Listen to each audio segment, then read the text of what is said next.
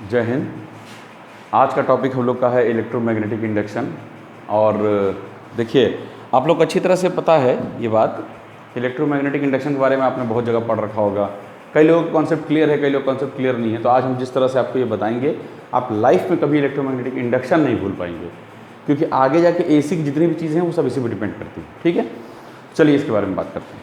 Electromagnetic induction है क्या, इसका जो डेफिनेशन है, डेफिनेशन आपका जो भी है वो हम लिखेंगे नहीं यहाँ पर, क्योंकि आपके बुक्स में दिया हुआ है। आप फिलहाल इसको समझिए है क्या चीज़ असल में। जब फैराडे ने इसके ऊपर एक्सपेरिमेंट करना शुरू किया था तो उन्होंने ये चीज़ देखी थी कि कहीं एक चुंबक है और उस चुंबक के ऊपर से फ्लक्स पास हो रही है। ठीक है, और वो क्या करते थे कि बार बार एक आयरन का पीस ले जाकर उसके पास से निकालते थे, उस फ्लक्स के पास से। जब उन्होंने इस चीज़ को नोटिस किया कि बार बार हम आयरन का पीस उस फ्लक्स के पास से निकालते हैं लेकिन इसका कोई फ़ायदा नहीं हो रहा था, बहुत देर से ट्राई कर रहे थे, कुछ फ़ायदा नहीं हो रहा था। बाद में उन्होंने क्या किया, जब काफ़ी दिनों तक एक्सपेरिमेंट करने के बाद में कोई रिजल्ट नहीं आया, कोई डिफ्लेक्शन नहीं आ रहा था, डिफ्लेक्शन माने कि कोई भी वोल्टेज करंट कुछ दिखा नहीं रहा था, ईएमएफ वगैरह, तो उन्होंने गुस्से में क्या किया, आयरन पीस चला के मार दिया। वो इत्तेफाक से उसी दोनों मैग्नेट के बीच से निकल गया। जैसे ही उसके बीच से निकला, डिफ्लेक्शन आ गया, हल्का सा डिफ्लेक्शन आया, यानी ईएमएफ प्रोड्यूस हुई। तब जाके इन्हें ये बात समझ में आई कि इसका मतलब ये है कि ईएमएफ उसकी वजह से, आयरन पीस की वजह से नहीं हो रही थी, iron piece rate of change of flux की वजह से हो रही है। कहने का क्या मतलब है कि आपका जो ईएमएफ है उसके लिए फाई जिम्मेदार नहीं है, डायरेक्टली प्रोपोर्शनल टू फाई नहीं होता, ये नियम गलत है। ईएमएफ जो है आपका वो है rate of change of flux की वजह से। अभी तक जब वो उसके अंदर बार बार लेके जा रहे थे तो सिर्फ फ्लक्स आ रहा था, उन्होंने फेंक दिया, कुछ टाइम इंटरवल के लिए फ्लक्स के कांटेक्ट में आया और अपने आप ईएमएफ जनरेट हो गई। Rate of change of flux इसे कहते हैं। Rate of change of flux आप बढ़ा भी सकते हैं, घटा भी सकते हैं, कितनी तेज़ी से करते हैं, ऐसे मान लीजिए जितनी तेज़ी से कर सकते हैं उसी को हम फ्रीक्वेंसी कहते हैं। एक सेकंड में जितनी बार कर दें आप, जिसकी फ्रीक्वेंसी जितनी ज़्यादा होती है, आपने सुना होगा, जिस करंट की फ्रीक्वेंसी जितनी ज़्यादा होती है उसकी वैल्यू उतनी अच्छी होती है। सेम वही नियम होता है जैसे मेगा पिक्सल्स होते हैं, जिसके मेगा पिक्सल्स जितने ज़्यादा अच्छे होते हैं वो फ़ोटो उतनी ज़्यादा अच्छी बनती है। सीधी सी बात, प्रकृति के नियम, या फिर ये कह लो कि हम लोग जो करते हैं ना, वो लगभग हर जगह एक जैसा ही है, बस सबके अलग अलग नाम है, अलग अलग कंटेस्ट में। तो ये आपका आ गया, ठीक है, यानी rate of change of flux की वजह से ईएमएफ आपकी जनरेट हो गई। तो फैराडे ने इसी को एक डेफिनेशन बना दिया कि rate of change of flux is directly proportional to EMF. ये rate of change of flux ही ईएमएफ के लिए जिम्मेदार है। अगर rate of change of flux होती है तो ही आपकी ईएमएफ होगी। फिर इसके बाद एक चीज़ और देखी गई कि अगर हम rate of change of flux करते हैं तो ईएमएफ जनरेट होती है, लेकिन अगर हमको उसको कंट्रोल करना पड़े, अगर हम कोई मशीन बनाएंगे तो उसे ऑन करके छोड़ नहीं सकते ना, ऑन कर दिया ऑफ कर दिया। अगर हम उसे कुछ कंट्रोल करना चाहें, हम चाहते हैं कि एक ही सप्लाई इधर, ये वाली जो मशीन है इसके लिए कुछ अलग जाए और जो उसके बगल वाली मशीन है उसके लिए कुछ अलग जाए, दोनों मशीनों में कोई अंतर होना चाहिए। अगर नहीं होगा तो क्या फ़ायदा फिर, यानी एक ही तरह की सप्लाई एक ही तरह की मशीनरी के लिए हमेशा यूज़ होगी, जो कि नहीं होना चाहिए। तो उसके बाद और सोचा गया, तो ये देखा गया कि अगर हम ईएमएफ को कंट्रोल कर सकें, यानी इसको हम घटा बढ़ा सकें, इसके लिए क्या करना पड़ेगा। ईएमएफ क्योंकि d∅dt से पैदा हो रही है, उत्पन्न हो रही है, तो सोचा गया d∅dt को अगर हम कंट्रोल कर लेते हैं तो हम इसको भी अपने आप कंट्रोल कर लेंगे, d∅dt को। फिर d∅dt को कैसे कंट्रोल किया जाए, लेकिन इसके पहले आप एक चीज़ और समझिए। देखिए d∅dt, ये d∅dt क्या है, इसी के ऊपर हमारे पास एसी में दो बड़ी और मशीनरी बनी है। एक बनी है इंडक्शन मशीन और एक बनी है ट्रांसफार्मर, आपने नाम सुना होगा। दोनों इलेक्ट्रोमैग्नेटिक इंडक्शन प्रिंसिपल पे काम करते हैं। एक मशीन के अंदर आपको आवाज़ आती है कि इंडक्शन मशीन चलता है तो उसका एक पार्ट रोटर घूमता रहता है खूब तेज, एक ट्रांसफार्मर चुपचाप पड़ा रहता है, लेकिन दोनों में नियम सेम काम करता है।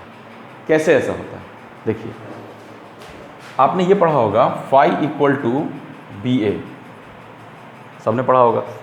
हम इसको टाइम के रिस्पेक्ट में डिफ्रेंशिएट कर देते हैं, d∅dt इक्वल टू, हमें ये करना है, d∅dt होगा तभी तो ईएमएफ आएगा।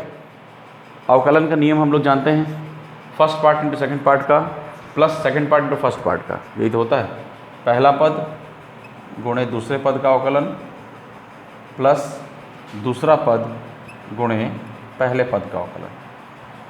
पहले इस फॉर्मूले का मतलब जान लीजिए, इसमें क्या क्या चीज़ें हैं। एक क्या है, आपका फ्लक्स दिया हुआ है, एक क्या है, आपका मैग्नेटिक फील्ड डेंसिटी दी गई है, किसी पर्टिकुलर एरिया में जितने ज़्यादा नंबर ऑफ फ्लक्स लाइंस गई हैं उसकी बात कर रहे हैं, मैग्नेटिक फील्ड डेंसिटी, घनत्व। और ये क्या दिया हुआ है आपका एरिया, ठीक है, एरिया दिया हुआ है। अब देखिए हमने जब उसको डिफरेंशिएट किया तो d phi by d t लाने के लिए दो कारक जिम्मेदार हैं, या तो ये हो जाए या तो ये हो जाए या तो ये दोनों हो जाए। तो मशीन को चलाने के लिए जनरली दोनों का अलग अलग यूज़ किया जाता है। इसके हिसाब से क्या होगा, इसके हिसाब से ये होगा कि मैग्नेटिक फील्ड डेंसिटी फिक्स होनी चाहिए, वो चेंज ना हो, एरिया चेंज होता रहे बार बार। जैसे मैंने आपको बोला ना कि कुछ पत्थर को फेंकते रहिए, निकालते रहिए, ऐसे ऐसे करते रहिए। तो जो आपने मशीन देखी होंगी जिसमें रोटर आपका मूव करता है, इंडक्शन मोशन जिसमें रोटर मूव करता है, वो इसी नियम पे चलता है। फ्लक्स फिक्स रहता है और रोटर उनका घूमता रहता है खूब तेज़ी से। ये होने से क्या होता है, flux d phi by d t की कंडीशन बन जाती है।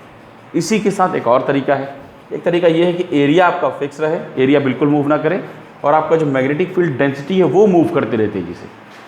अब क्या है कि एरिया अगर फिक्स रहेगा और मैग्नेटिक फील्ड डेंसिटी अगर आपकी मूव करती रहेगी तो मैग्नेटिक फील्ड डेंसिटी हम लोग को दिखती नहीं है, हम कहाँ से पता कर पाएंगे। यही नियम चलता है आपका ट्रांसफार्मर में। ट्रांसफार्मर में देखिए कोई पार्ट मूव नहीं करता, मशीनरी का एक पार्ट नहीं हिलता, लेकिन वो भी ईएमएफ जनरेट करता है। कैसे होता है, वो d B by d t की वजह से होता है, क्योंकि इसमें क्या होता है, मैग्नेटिक फील्ड डेंसिटी बहुत तेज़ी से चेंज होती है। तो आपके इसके ऊपर जो है वो इंडक्शन मशीन काम करती है, इंडक्शन मशीन, और इसके ऊपर जो है वो ट्रांसफार्मर काम करता है। ट्रांसफार्मर को लिखने का तरीका होता है एक्स सफिक्स में ई आर, ठीक है। और इन दोनों ही का मूल कारण क्या है, इनको d phi by d t चाहिए। D phi by d t क्यों चाहिए, क्योंकि इनको ईएमएफ जनरेट करना है। पहली बात तो आपको क्लियर हो गई कि ईएमएफ, पहला नियम क्या था, d phi by d t की वजह से ईएमएफ जनरेट होती है।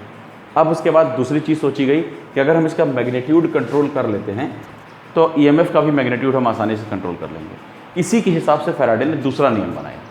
क्या नियम बनाया कि अगर हम d phi by d t में किसी चीज़ से मल्टीप्लाई करें जिसकी वैल्यू 1 से ज़्यादा हो पॉजिटिव में, अगर 1 से कम होगी तो मल्टीप्लाई करेंगे तो वैल्यू घट नहीं जाएगी। कोई चीज़ अगर 10 है उसमें अगर 0.5 से मल्टीप्लाई कर देंगे तो आधी नहीं हो जाएगी, उसको कम से कम 1 से ऊपर से मल्टीप्लाई करना चाहिए, तभी वो चीज़ बढ़ेगी। तो कोई भी चीज़ जिसकी वैल्यू पॉजिटिव में 1 से ज़्यादा हो, अगर हम उसमें से मल्टीप्लाई करते हैं तो हमारे पास क्या होगा, ईएमएफ में बढ़ोतरी होगी, और उसी तरह से अगर कम में करते हैं तो घटोतरी होगी, ठीक है।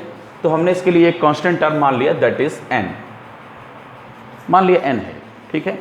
अगर एन को से हम इसको मल्टीप्लाई करेंगे तो कुछ भी आएगा, जो भी वैल्यू आएगी इसकी value d phi by d t से ज़्यादा ही होगी।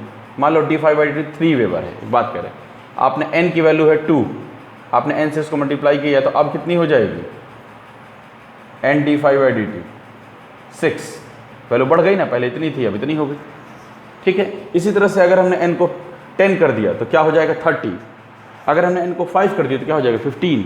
तो n की वैल्यू को हम घटा बढ़ाकर d phi by d t की वैल्यू को, यानी उसके मैग्नीट्यूड को चेंज कर सकते हैं। और हम ऐसा क्यों कर रहे हैं, क्योंकि हमको ईएमएफ चाहिए, उसके मैग्नीट्यूड को चेंज करना है। तो यानी ईएमएफ को कंट्रोल करने के लिए उसके साथ हमने किसी कांस्टेंट से मल्टीप्लाई कर दिया। ये n है क्या असल में, जब फैराडे ने ये सारा कार्यक्रम कर लिया उसके बाद लोगों ने और इसके ऊपर एक्सपेरिमेंट किया, तो उसमें ये पाया गया कि अगर हम किसी बेलन को, आप लोगों ने पढ़ा होगा, उस पर कुंडली से, कॉपर वायरिंग से, एल्युमिनियम वायरिंग से, जिससे भी, बट कॉपर ज़्यादा अच्छा होता है, अगर हम उस पर कुंडली नुमा ऐसे ऐसे गोल गोल गोल गोल उस पर धारियाँ बना दें, ठीक है, तो जितनी कुंडली होगी, जितने सर्किल होंगे, 1 2 3 4, वो होते हैं नंबर ऑफ टर्न्स। तो जिसके जितने ज़्यादा नंबर ऑफ टर्न्स होंगे उसका d phi by d t की वैल्यू उतनी ज़्यादा होगी, यानी उसका ईएमएफ की वैल्यू उतनी ज़्यादा होगी। बात समझ में आ रही है, ईएमएफ वैल्यू उतनी ज़्यादा होगी, और जिसके नंबर ऑफ टर्न्स कम होंगे उसकी ईएमएफ वैल्यू उतनी ही कम होगी, ठीक है। तो इसी वजह से ये चीज़ की गई थी। अब हमें एक और ट्रिक निकल कर आ गई कि अगर हम एन को कंट्रोल करते हैं तो d phi by d t control होगा, अगर d phi by d t control होता है तो ईएमएफ कंट्रोल होगा।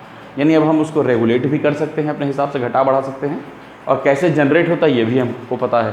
तो इसी के नियम के अनुसार फैराडे ने 2 नियम निकाले। फैराडे का जो आपका पहला नियम था, फर्स्ट लॉ, वो क्या था आपका,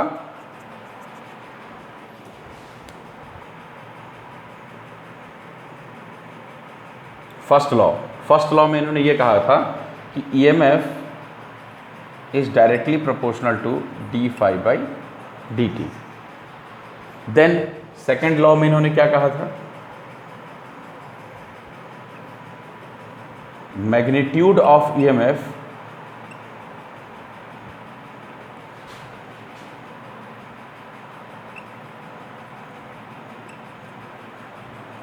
is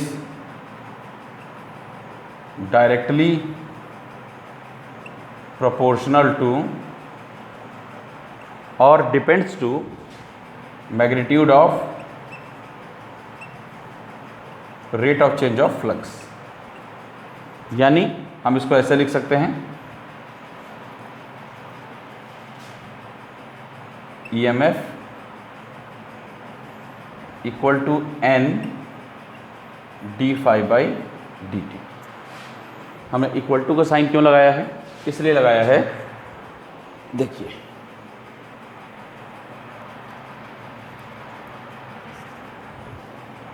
पहले नियमानुसार ये होगा by the first law, proportionality का साइन हटाते थे कांस्टेंट लेकर आते हैं, तो वही कांस्टेंट n है। प्रोपोर्शनलिटी का साइन हटाया, एक कांस्टेंट आया, here n is number of turns.